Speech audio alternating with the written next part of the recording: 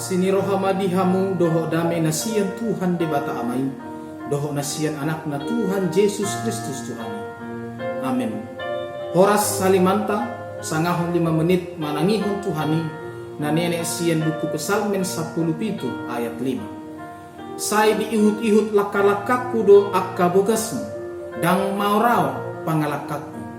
Langkahku tetap mengikuti jejakmu, kakiku tidak goyah. Demikian firman Tuhan.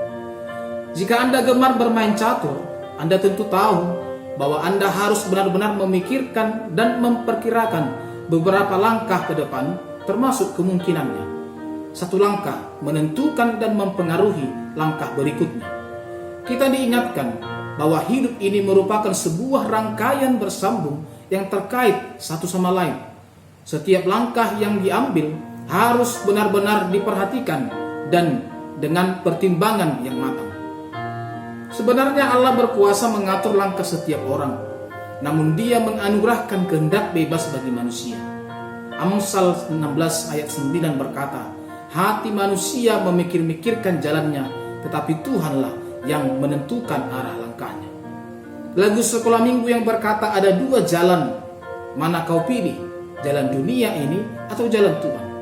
Jalan dunia mungkin banyak menawarkan hal-hal yang enak bagi kedagingan kita. Namun jalan Tuhan justru sebaliknya. Terkadang kita hendak pergi menuruti kehendak atau keinginan kita sendiri, supaya bebas berbuat apa yang kita kehendaki sendiri.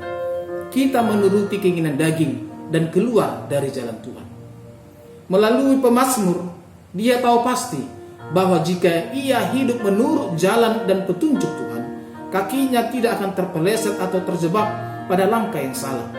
Ia tidak tergoda atau terganggu sedikit pun dengan permasalahan besar yang menimpanya. Ia memilih untuk terus menjaga iman apapun resikonya. Jika ini yang mau kita lakukan, maka kita harus tahu betul apa saja petunjuk-petunjuk Tuhan yang disampaikan dalam banyak firman yang tertulis dalam Alkitab. Kalau kita malas membaca Alkitab, tentu kita akan buta akan semua ketetapannya. Dalam Mazmur 119 ayat 105 berkata, firman-Mu itu pelita bagi kakiku dan terang bagi jalanku. Bagaimana keseriusan kita dalam mentaati firman Tuhan, berjalan dalam koridor ketetapannya, akan sangat menentukan bagaimana kita mencapai garis finish. Seperti halnya kereta api. Kalau kereta api tersebut keluar dari rel, maka tidak akan sampai ke tujuan. Maka berjalan di luar kehendak Tuhan berarti berjalan tanpa arah yang jelas. Terkadang ada saat di mana Tuhan mengingatkan kita dalam langkah-langkah kita yang salah dengan caranya sendiri. Kita perlu menyadarinya. Jangan tunggu dihajar sampai babak belur seperti Yunus baru mau kembali. Kata tetap menegaskan bahwa ada komitmen yang tegas untuk tetap senantiasa mengikut jalan-jalan Tuhan. Kalau kita lihat kehidupan orang sukses dan berhasil tetapi jalannya menyimpang, Tuhan mau tetap kita setia dan teguh pada jalan Tuhan. Ikut jalan Tuhan perlu kekuatan dan keteguhan untuk tidak goyang meskipun berat tantangan. Jalan Tuhan belum tentu yang tercepat, bukan juga yang termudah, tapi sudah pasti yang terbaik. Enak atau tidak enak, jalan Tuhan yang paling terbaik serta hasilnya paling mulia. selamat menjalani hari-hari dengan senantiasa melangkah mengikuti jejak kaki Tuhan. Amin. Martangi yang mahita. Mau lihat madiho ali Tuhan di hatam nabadi.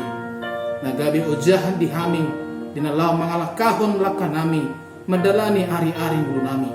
Asa totong mahami mangolu di bagasan linggoman ni asini roham jala totong hami mangihuton lomon roham di bagasan mulu nami. Mangasahon Kristus Yesus jalo matangi yang nami. Asini rohani Tuhan Yesus Kristus. Dot olomi rohani di bata ama. Dot perseoran itu di perbadian nama dongani hamu seluruhnya. Amin.